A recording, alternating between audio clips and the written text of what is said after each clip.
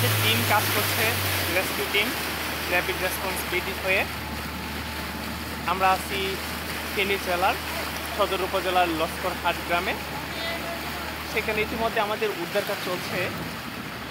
তো এখানে আসার পর আসলে পরিস্থিতি যেমন আমরা অনুভব করলাম যে গত কয়েকদিন যাবৎ যে খাবারের চাইতে মানুষের আসলে সবচেয়ে বেশি যে প্রয়োজন ছিল এতদিন যাবৎ বুট অনেকটা আছে, কিন্তু তারপরে বুটের এখনো অবধি বুটেরই প্রয়োজন। আর সবচেয়ে বেশি যে এত পানির মাঝেও আসলে সবচেয়ে অবাককর তথ্য যেটা, সবচেয়ে অবাককর বিষয় যেটা, সেটা হচ্ছে যে এত পানির মাঝেও মানুষের হচ্ছে সেই পানিরই অভাব। কারণ খাবার পানির খুব অভাব। আমরা দেখেন কত কেজ 5 লিটার বোতলের অনেকগুলো পানির বোতল নিয়ে গেছি, তারপর আমরা এখানে একটা মাত্র বোতল বাকি আছে। অনেক মানুষকে আমরা দিতে পারি নাই।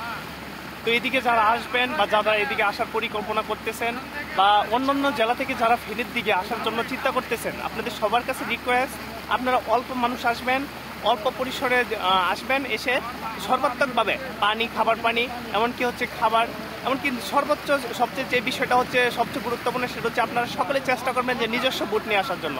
কারণ এদিকে কিন্তু অনেক মানুষ আছে আসলে খাবার আছে, কিন্তু বুটের কারণে খাবারগুলো দিতে পারতেছে না। তো এই জন্য আপনারা যারা এদিকে আসার বা এদিকে মুভ করার মতো ইচ্ছা করতেছেন বা আশা রাখতেছেন, তাদের সবার কাছে রিকোয়েস্ট, আপনারা সবাই কি করবেন, নিজস্ব বুট নিয়ে আসার জন্য চেষ্টা করবেন। সবাই আমাদের জন্য দোয়া করবেন। আমাদের র্যাপিড রেসপন্স টিম ইতিমধ্যে কাজ শুরু করেছে গত 3 দিন যাবৎ। আমরা দিনটা 24 ঘন্টা পরিশ্রম করে যাচ্ছি। আমরা খুব পরিশ্রম করব। ঠিক আছে, দয়া রাখবেন সবাই। কিছু নাই ভাই,